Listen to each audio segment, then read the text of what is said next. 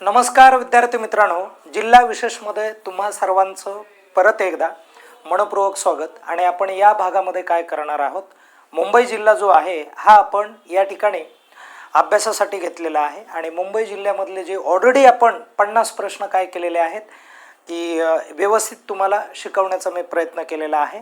100% देण्याचा आपण प्रयत्न केला आहे आणि ते व्यवस्थित बघा, कारण परीक्षेला त्याबाहेर एकही प्रश्न नसेल हा माझा विश्वास असेल.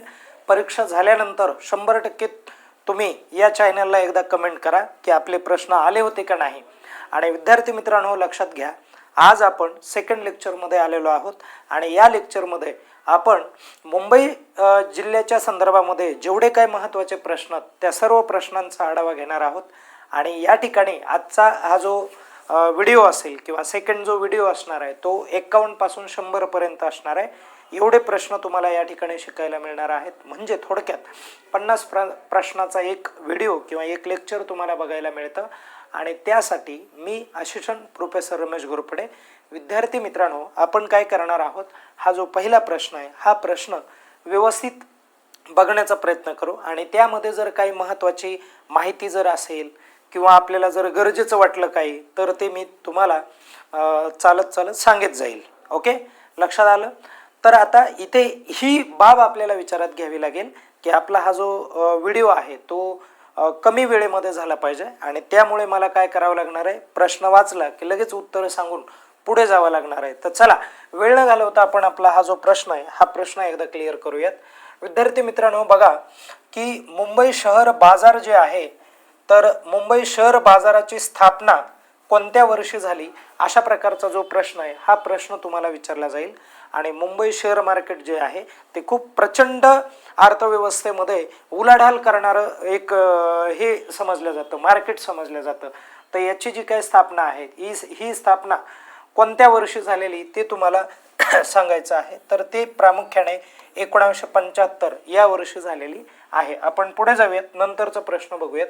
बघा या ठिकाणी नंतरचा प्रश्न, पश्चिम रेल्वे जे आहे या पश्चिम रेल्वेचं मुख्यालय मुंबईमध्ये नेमकं कोणत्या स्टेशनला समजलं जातं. पश्चिम रेल्वेचं मुख्यालय म्हणजे पश्चिम महाराष्ट्र जो आहे, या पश्चिम महाराष्ट्रामध्ये जेवढ्या रेल्वे लाईन्स आहेत त्याचं मुख्यालय जे आहे ते चर्च गेट हे म्हणून ओळखलं जात आहे.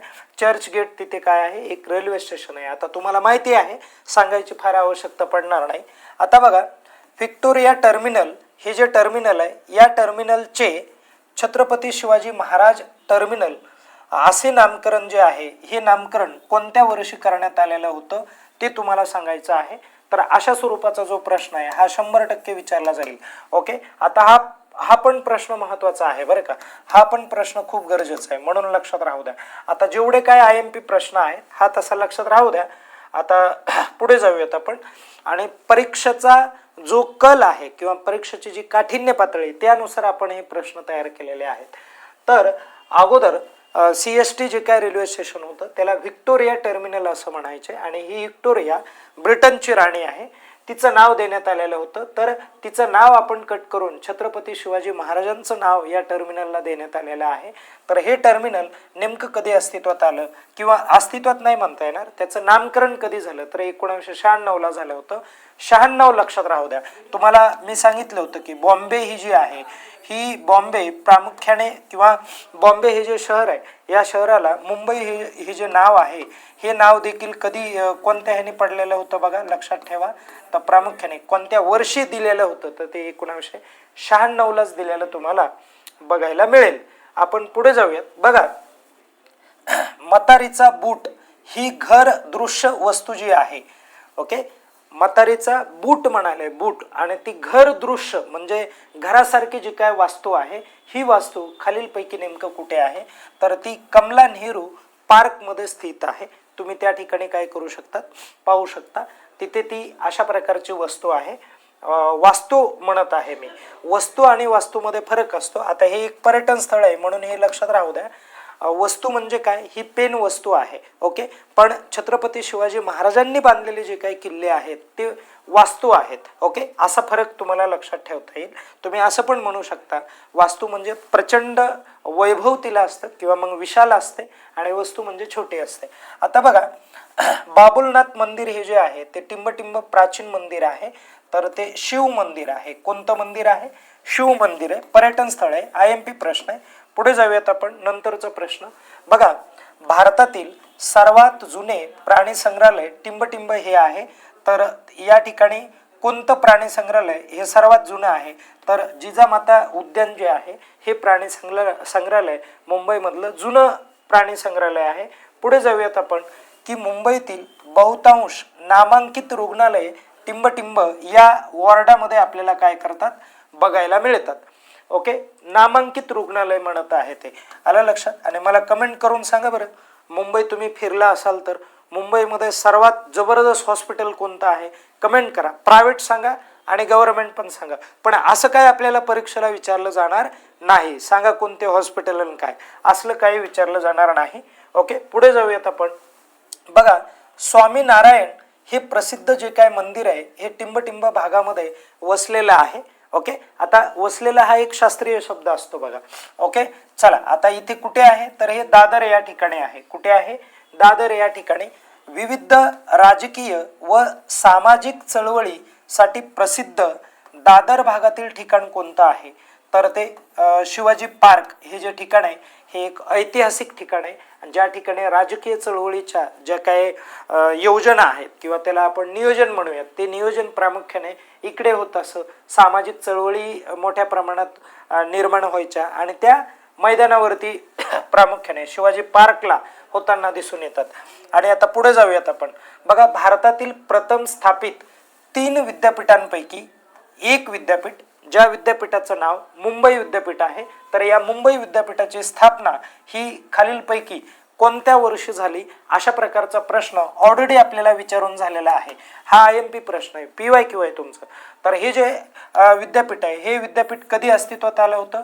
तर 1857ला अस्तित्वात आलं होतं. चला त्याची स्टोरी आपण थोडीशी बघूयात. नॉर्मल, आता ते महत्वाचं आहे, परीक्षेमध्ये विचारलं जातं, विषयांतर होणार नाही. व्यवस्थित लक्ष द्या. बघा, या ठिकाणी 1854ला काय झालं होतं मित्रांनो? चार्ल्स वूड जो आहे, या चार्ल्स वूडचा एक खलिता होता, शैक्षणिक क्षेत्राच्या संदर्भामध्ये होता. शैक्षणिक त्याची एक घोषणा होती, घोषणापत्र होतं.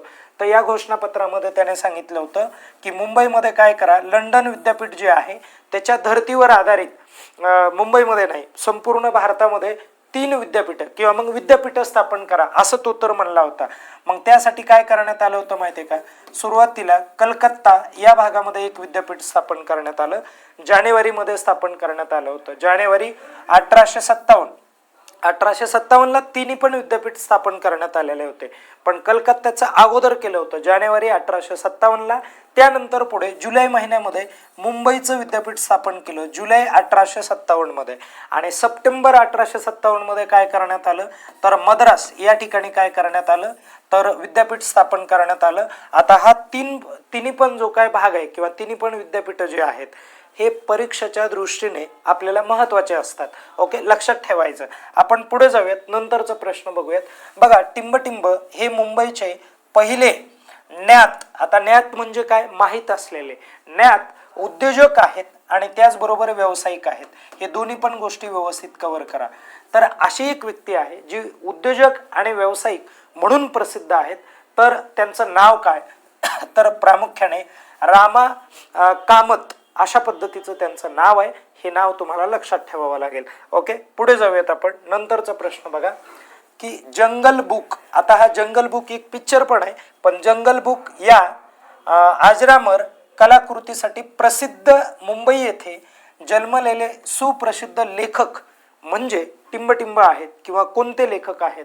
तर रुडयार्ड किपलिंग नावाचे हे जे लेखक आहेत, रुडयार्ड किपलिंग इंग्लिशमधले खूप जबरदस्त एक ड्रामॅटिस्ट आहेत, पोएटस आहेत आणि त्याचबरोबर ते रायटर पण आहेत. ओके, एक ऑथर आहेत असं आपण म्हणूयात. रुडयार्ड किपलिंग, तुम्हाला शाळेमध्ये यांच्या काय स्टोऱ्या, पोयम हे शिकायला मिळालेलं असेल. ओके, आता जंगल बुक म्हणलं की डायरेक्ट हे नाव आठवायचं, बस संपलं. जंगल बुक जर म्हटलं ना तुम्हाला हे नाव आठवलंच पाहिजे. ओके, आता आपण पुढे जाऊयात, नंतरचा प्रश्न बघूयात काय आहे बघा. या ठिकाणी मुंबई महानगरपालिका जी आहे, मुंबई महानगरपालिकेचे पहिले आयुक्त म्हणून म्हणजे कुणाला संबोधल्या जातं किंवा कोण होते पहिले आयुक्त म्हणायले, कोणते आयुक्त म्हणायले, पहिले आयुक्त म्हणत आहे. आणि मग मुंबई महानगरपालिकेचे पहिले आयुक्त म्हटलं की डेफिनेटली तुम्हाला काय टिक करायचं आहे, फिरोज शाह मेहता हे नाव टिक करायचं. आणि या ठिकाणी जर आपण पाहिलं सध्याचे आयुक्त पाहिले तर बघा मार्च 2024 पासून अस्तित्वात आहेत. सध्या मार्च 2024 पासून पदभार स्वीकारलेला आहे. ओके, भूषण गगराणी नावाचे आहेत आणि ते मुंबई महानगरपालिकेचे सध्याचे काय आहेत, आयुक्त आहेत. ते देखील तुम्हाला लक्षात ठेवावं लागेल. तर लक्षात ठेवा, जर तुम्हाला इथे आपण काय करणार आहोत, नंतरच्या भागामध्ये काय करंटचे जे काय लोक असणार आहेत, करंट बेसचे जे काय लोक असतील त्यांच्यावरती आपण काय करणार आहोत, प्रकाश टाकणार आहोत. आता इथे नाही मी सांगत, आपलं विषयांतर होतं का म्हणे, कारण मी तुम्हाला म्हटलंय आपण काय करणार आहोत की प्रश्न आणि उत्तर लगेच पुढे, म्हणजे जेणेकरून काय होईल माहितीये का की म्हणजे आपल्याला जास्तीत जास्त प्रश्न काय करता येतील, सॉल्व्ह करता येतील. हा IMP प्रश्न आहे, लक्षात राहू द्या. पुढे जाऊयात आपण. बघा, मुंबई महानगरपालिका कायदा जो आहे, हा कायदा कोणत्या वर्षी प्रथम अस्तित्वात आला ते तुम्हाला सांगायचं आहे. तर 1872 मध्ये आला होता अस्तित्वात. कधी आला होता, 1872 मध्ये अस्तित्वात आला होता. पुढे चला, बघा काय म्हटलंय, भारतीय राष्ट्रीय सभा जी आहे ही राष्ट्रीय सभा कधी अस्तित्वात आली, तर 1885 ला अस्तित्वात आली. आता थोडंसं ऐका, इथे काही प्रश्न तुम्हाला कव्हर करावे लागतील, लक्षात घ्या. तर भारतीय राष्ट्रीय सभा जी आहे, लक्षात ठेवा, भारतीय राष्ट्रीय सभा जी आहे ही सभा कधी अस्तित्वात आली, 1885 ला अस्तित्वात आली. करेक्ट, 1885 ला हिची स्थापना आहे. आणि ही स्थापना जी आहे लक्षात ठेवा या अगोदरच झालेली होती. 1884 ला स्थापना मुळात झालेली आपल्याला बघायला मिळते, पण नंतर हिचं नामकरण झालं होतं, पहिलं अधिवेशन झालं होतं मुंबई या ठिकाणी. बघा, पहिले अधिवेशन, कितवे अधिवेशन, पहिले अधिवेशन कुठं झालं, तर मुंबई या ठिकाणी पहिलं अधिवेशन झालं होतं. आणि या अधिवेशनाचे म्हणजे राष्ट्रीय सभेचं जे काय अधिवेशन आहे त्या पहिल्या अधिवेशनाचे अध्यक्ष कोण होते, बघा पहिल्या अधिवेशनाचे अध्यक्ष कोण होते असा देखील आपल्याला प्रश्न विचारलेला आहे. हे सगळं मी PYQ सांगायलोय. आणि मग त्याचं करेक्ट उत्तर काय आहे, तर योमेश चंद्र बॅनर्जी आहे. काय आहे बघा, योमेश चंद्र बॅनर्जी आहे, लक्षात राहू द्या. ओके, क्लिअर करा, हे देखील खूप महत्वाचं आहे. आणि या राष्ट्रीय काँग्रेसची जी काय स्थापना आहे ती सर ॲलन ह्यूमने केलेली होती. कुणी केलेली होती, ॲलन, बघा ॲलन ह्यूम या ब्रिटिश व्यक्तीने केलेली आहे, ॲलन ह्यूम. ओके, जो रिटायर ऑफिसर होता आणि बंगाल या क्षेत्रामध्ये तो कार्यरत होता.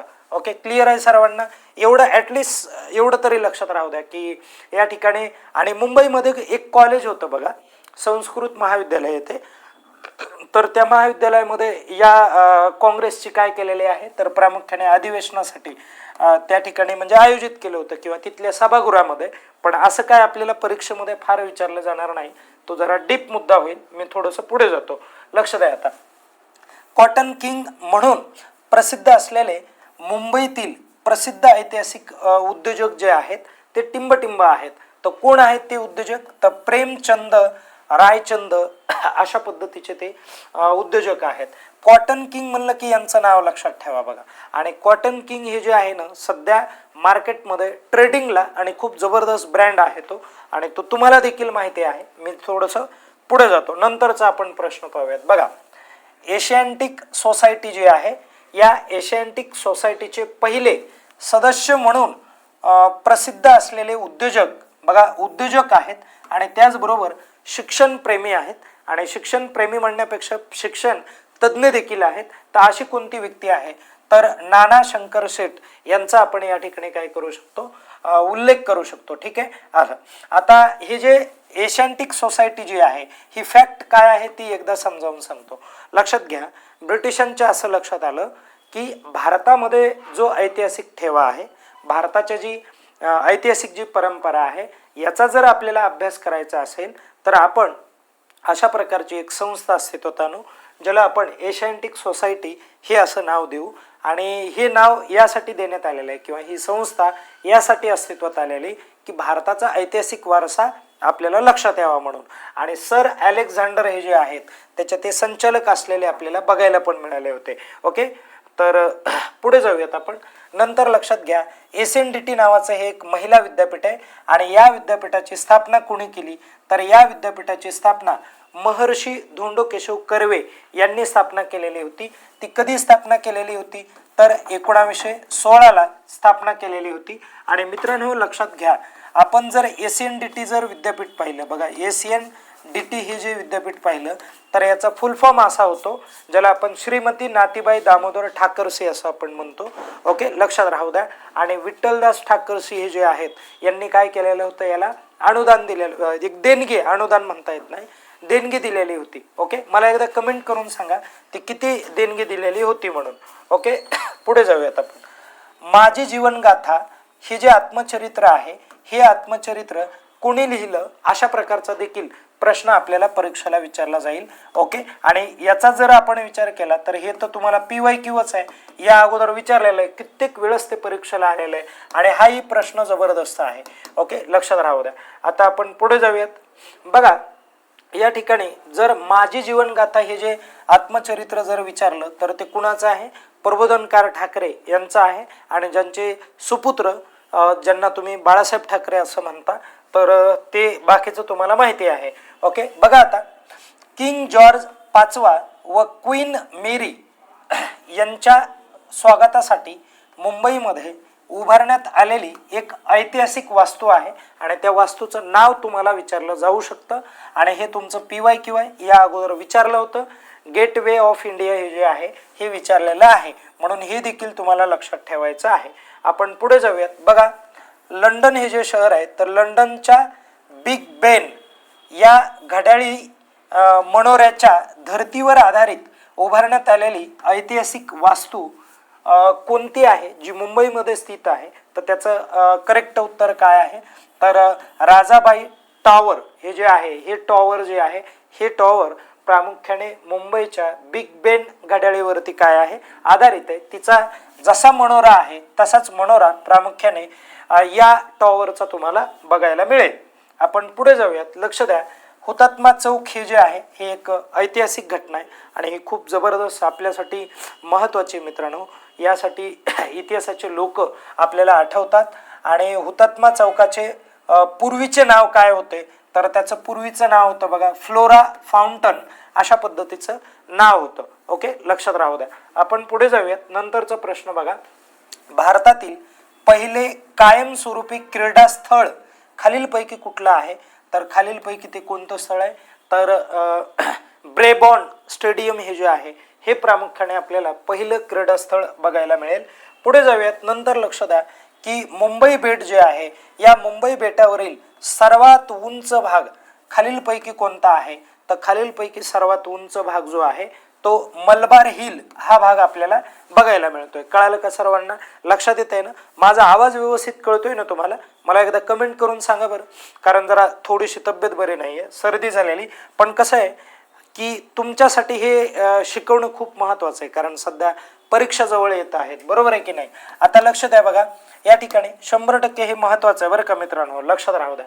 पुढे जाऊयात आपण. फिरोजशाह मेहता हे जे उद्यान आहे हे उद्यान पूर्वी कोणत्या नावाने ओळखलं जात होतं हे सांगायचंय. अगोदर ह्याचं नाव काय आहे तर अगोदर याचं नाव प्रामुख्याने काय होतं तर हँगिंग गार्डन आहे. लक्षात राहू द्या बघा. ओके, हँगिंग गार्डन जे मुंबईला आहे आणि त्या हँगिंग गार्डनला आज आपण काय म्हणतो तर फिरोजशाह मेहता उद्यान म्हणतो. ओके, पुढे जाऊयात. नंतर लक्ष द्या, मुंबई पोर्ट ट्रस्ट जे आहे या ट्रस्टची स्थापना टिंबटिंब वर्षी झालेली होती तर 1872 या वर्षी झालेली होती. कधी झालेली होती? 1872 झालेली आपल्याला बघायला मिळेल. पुढे लालबागचा राजा हा एक म्हणजे गणपतीचं प्लेस आहे. लालबागचा राजा या मुंबईतील वैशिष्ट्यपूर्ण सार्वजनिक गणेश उत्सवाची जी काय सुरुवात आहे ती कोणत्या वर्षापासून या ठिकाणी झालेली दिसते ते तुम्हाला सांगायचं आहे. तर 1834 पासून ही जी सुरुवात आहे ही सुरुवात प्रामुख्याने झालेली. तर इकडे एकदा तुम्ही ऑप्शन बघून घ्या. 1800 मी म्हणला सॉरी 1934 आहे. 1900 कधी आहे 34 आहे हे लक्षात राहू द्या.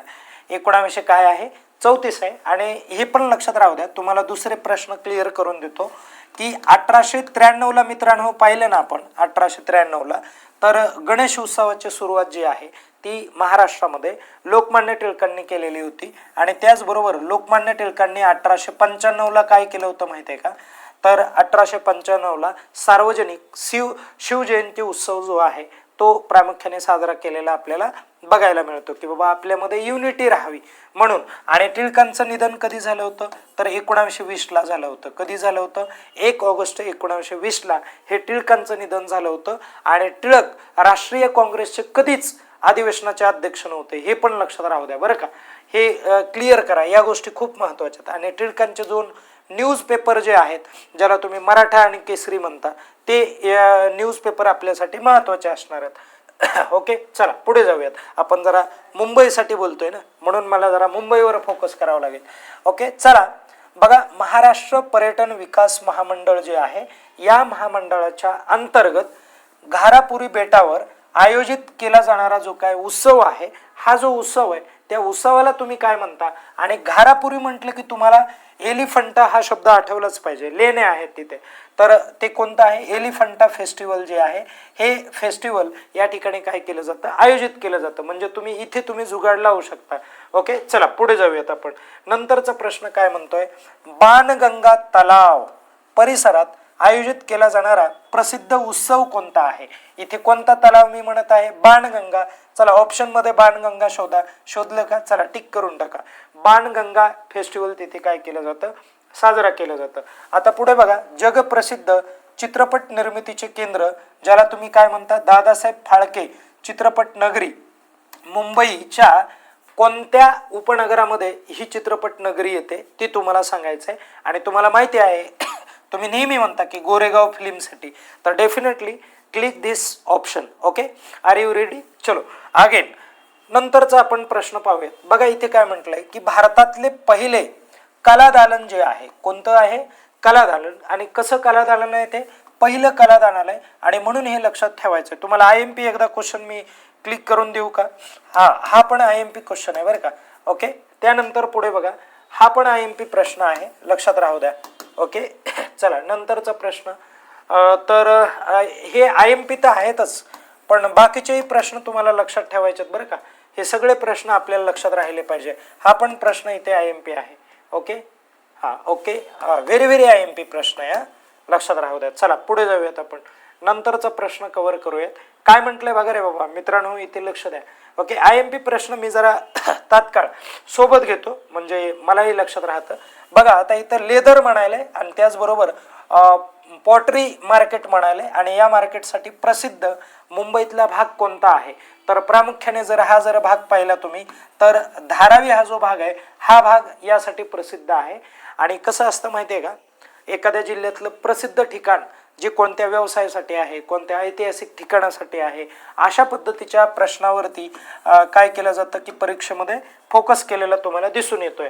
पुढे चला बघा, फुलांच्या बाजारपेठेसाठी प्रसिद्ध मुंबईतील भाग कोणता आहे तर मित्रांनो तो जो भाग आहे तो आहे दादर. हा भाग कोणता भाग आहे दादर भाग आहे त्या मार्केटसाठी प्रसिद्ध आहे. पुन्हा मंगलदास मार्केट हे जे आहे तर टिंबटिंबची बाजारपेठ म्हणून या ठिकाणी ओळखल्या जातोय. कशाची बाजारपेठ आहे ती तर ती कापड बाजारपेठ आहे, कपड्याची बाजारपेठ आहे. 100% IMP हा प्रश्न आहे. ओके आणि हा पण IMP बरं का, फुलांच्या संदर्भातलं ही पण मार्केट आपल्याला गरजेचं आहे. ओके अशा पद्धतीचे जे मार्केट आहेत हे मार्केट लक्षात ठेवायचे आहेत. बघा झवेरी बाजार या नावाने ओळखल्या जाणारा सफारा बाजारास टिंबटिंब या नावाने ओळखले जाते. कोणत्या नावाने ओळखले जाते तर बघा काळबा देवी सफारा बाजार. इथे सफारा शब्द आहे ना यावरून तुम्हाला इथे लक्षात येईल सफारा बाजार या नावाने काय केलं जातं हे ओळखलं जातं. आता पुढे जाऊयात आपण.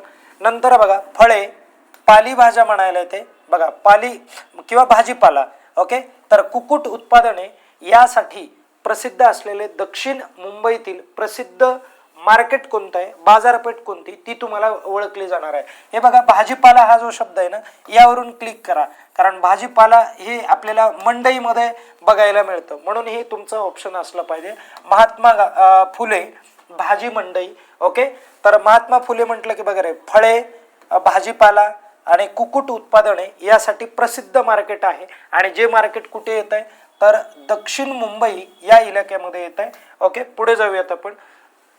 बघा काय म्हटलेलं आहे तर फॅशन स्ट्रीट ही रास्त दरातील कापडाची जी काय गिरणी आहे किंवा कपड्याची जी काय गिरणी नाही म्हणू आपण, मार्केट आहे ते, आणि तिथे गिरण्याच आहेत. पण विशेषतः तर कपड्यांची जे काय मार्केट आहे ते मार्केट कुठे आहे तर ते प्रामुख्याने या मार्गावरती आपल्याला बघायला मिळेल, कर्मवीर भाऊराव पाटील मार्ग. ओके, लक्षात राहू द्या. तर तो एक चांगला प्रश्न आपल्याला या ठिकाणी बनवता आलेला आहे. पुढे बघा, MMRDA ज्याला आपण काय म्हणतो, Mumbai metropolitan region for development authority असं आपण म्हणतो. आणि या संस्थेचे काम काय आहे तर मुंबई मेट्रोपॉलिटन म्हणजे मुंबई ही एक मेट्रो सिटी आहे, आणि रिजन म्हणजे काय, प्रदेश. या प्रदेशाला काय करायचं आहे, डेव्हलप करायचं आहे. डेव्हलप करण्याची अथॉरिटी जी आहे ती या संस्थेकडे आहे, आणि या संस्थेचा अध्यक्ष कोण असतो, मुख्यमंत्री असतोय. ओके, तर आपण मागे हा प्रश्न कव्हर केलेला आहे. तर MMRDA चे विकसित किंवा विकसित केलेले सुनियोजित व्यापारी संकुलन कोणते आहे किंवा कोणतं संकुलन आहे तर बांद्रा कुर्ला कॉम्प्लेक्स आहे. आणि यावरून तुम्ही बघा, खूप सुसज्ज असा तो काय आहे, कॉम्प्लेक्स आहे. ओके, पुढे जाऊयात आपण. तर बघा, किड्झानिया हे मुलांसाठी मनोरंजनाचे जे काय ठिकाण आहे ते कुठे ठिकाण आहे तर ते प्रामुख्याने घाटकोपर या ठिकाणी आपल्याला बघायला मिळतं. ओके, पुढे जाऊयात. बघा, तारापूरवाला हे एक मसालय आहे, म्हणजे माशाचं ठिकाण आहे. जसं वस्तूसाठी वस्तू संग्रहालय असतं, नाण्यासाठी नाणे संग्रहालय असतं, आणि कागदपत्रांचं सेव्हिंग करण्यासाठी, प्रेझर्व करण्यासाठी अभिलेखागार असतं, तसं माशांसाठी हे मसालय आहे. आणि हे मसालय तुम्हाला डेफिनेटली कुठे बघायला मिळतं, मरीन ड्राईव्हवरती बघायला मिळतं. ओके, चला पुढे जाऊयात आपण. लक्ष द्या, तर खालीलपैकी कोणता मुंबई उपनगर जिल्ह्यातील तालुका नाही हे तुम्हाला सांगायचं आहे. तर हा जो तालुका आहे दादर, हा तालुका मुंबई उपनगरामध्ये नाही आहे, तर मुंबई शहरामधला तो तालुका आहे. कुठला तालुका आहे तो, मुंबई शहरामधला डेफिनेटली तालुका आहे, म्हणून तुम्हाला लक्षात राहायला पाहिजे. आणि हे पण क्लिअर करायचं की मग मुंबई उपनगरामध्ये कुर्ला येतो, बोरिवली येते, अंधेरी येते, हे तुम्हाला माहिती पाहिजे. मुंबईला फॉर्म भरला म्हणजे हे डेफिनेटली आपल्याला चांगलं पाहिजेच, या गोष्टी महत्त्वाच्या. आता पुढे चला, IIT तिथे एक संस्था आहे, बरोबर आहे की नाही. IIT खूप जबरदस्त, भारतामध्ये टॉपची जी काही संस्था आहे ती IIT. मग ही IIT आपल्या महाराष्ट्राच्या वाटेला आली, आणि महाराष्ट्रामध्ये ती मुंबईमध्ये, तर प्रसिद्ध शैक्षणिक संस्था आहे जगामध्ये, बरं का, भारतातच नाही आहे. तर मग बृहन्मुंबई परिसरामध्ये ही प्रामुख्याने आपल्याला बघायला मिळते. तर बृहन्मुंबईमध्ये नेमकं कुठे आहे ती तर ती पवई या ठिकाणी आपल्याला बघायला मिळेल. पुढे जाऊयात आपण. नंतर बघा की या ठिकाणी म्हटलंय की संजय गांधी राष्ट्रीय उद्यान कोणत्या जिल्ह्यामध्ये बघायला मिळतं तर हे संजय गांधी राष्ट्रीय उद्यान मुंबई उपनगरामध्ये कुठे आहे. आणि डेफिनेटली महत्त्वाचा प्रश्न आहे हा, आला लक्षात, हे पण महत्त्वाचं आहे. त्यानंतर हा पण प्रश्न IMPचा आहे. हे सगळे एकदम म्हणजे जबरदस्त प्रश्न होता, क्वालिटी जबरदस्त आहे, आणि अशा प्रकारचा प्रश्न विचारला जाईल. पण डेफिनेटली ते आपल्याला दादरच देतील असा मुद्दा नाही, हे लक्षात राहू द्या. तिथे कुठलाही एखादा भाग दिला जाईल हेही लक्षात राहू द्या. आणि हे डेफिनेटली या ठिकाणी परीक्षेसाठी मोस्ट इम्पॉर्टंट पार्ट दिसतोय हा. ओके, चला पुढे जाऊयात आपण. नंतरचा भाग काय आहे ते एकदा क्लिअर करून घेऊयात.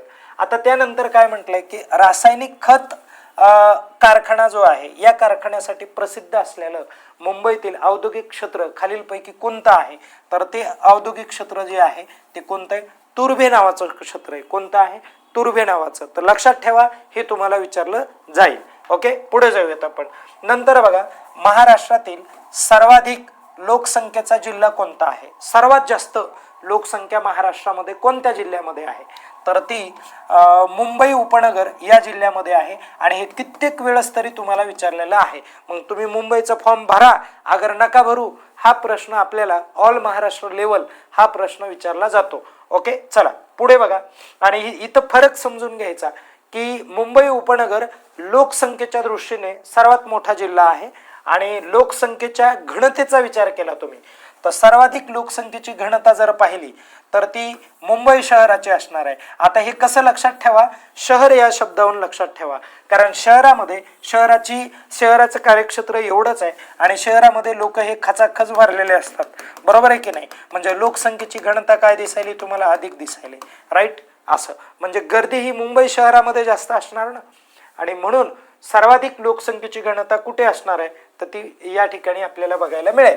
आणि महाराष्ट्रातील नौका बांधणी म्हणजे थोडक्यात जहाज बांधणीचं जे काय केंद्र आहे ते पुढील पैकी ते नेमकं कुठे आहे तर ते माझगाव डॉक हे क्षेत्र तुम्हाला बघायला मिळतं, लक्षात राहू द्या.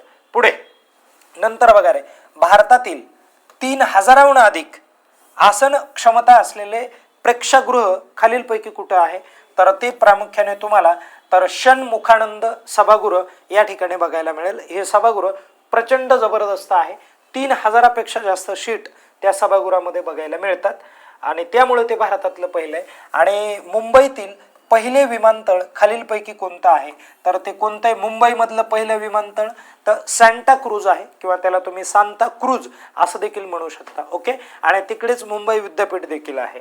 ओके, आता मी तिकडे होतो म्हणून मला सांगता आला. ओके, चला पुढे जाऊयात आपण. सहारा विमानतळाचे छत्रपती शिवाजी महाराज विमानतळ असं हे जे नामकरण आहे हे नामकरण कोणत्या वर्षी करण्यात आलेलं आहे लक्षात ठेवा, बारकाईने सांगतो. कसं लक्षात ठेवायचं बघा, तर या ठिकाणी अगोदर मुंबईला काय म्हणायचे, बॉम्बे म्हणायचे. काय म्हणायचे, बॉम्बे. आता या बॉम्बेचं काय झालं माहितीये का, मुंबई करण्यात आलं. काय करण्यात आलं, मुंबई हे जे नाव आहे हे नाव करण्यात आलं आणि हे कधी करण्यात आलं, 1996ला करण्यात आलं. आणि मुंबईचं हे बॉम्बेचं नाव जेव्हा मुंबई झालं 1996 त्यानंतरच म्हणजे त्याच्या 1 वर्षानंतरच या सहारा हे जे विमानतळ आहे ना या विमानतळाला छत्रपती शिवाजी महाराज विमानतळ म्हणून नाव देण्यात आलेलं आहे. आणि ते 1 वर्षानंतर म्हणजे 1900 कधी देण्यात आलेलं आहे, ते 97ला देण्यात आलेलं आहे. म्हणून आपला ऑप्शन कोणतं बरोबर आहे तर 1997. क्लिअर. अशा पद्धतीने आपल्याला हे जे प्रश्न आहेत हा आपला शेवटचा प्रश्न असणार आहे आणि निश्चितच तुम्हाला खूप चांगलं वाटलं असणार आहे कारण प्रश्नाची क्वालिटी जबरदस्त आहे. त्यासाठी तुम्ही आपले हे जे हे आहेत व्हिडिओ आहेत ते चांगल्या पद्धतीने बघा कारण याच चॅनलला तुम्हाला क्वांटिटी आणि क्वालिटी खतरनाक मिळणार आहे. ओके, चला या ठिकाणी आपण थांबूयात. पुन्हा एकदा 3ऱ्या लेक्चरमध्ये भेटणार आहोत. तत्पूर्वी आपल्या चॅनलला एकदा सबस्क्राईब करा मित्रांनो आणि लाईक पण करा. आता लाईक करायला काय जातंय, हो की नाही. चला, धन्यवाद.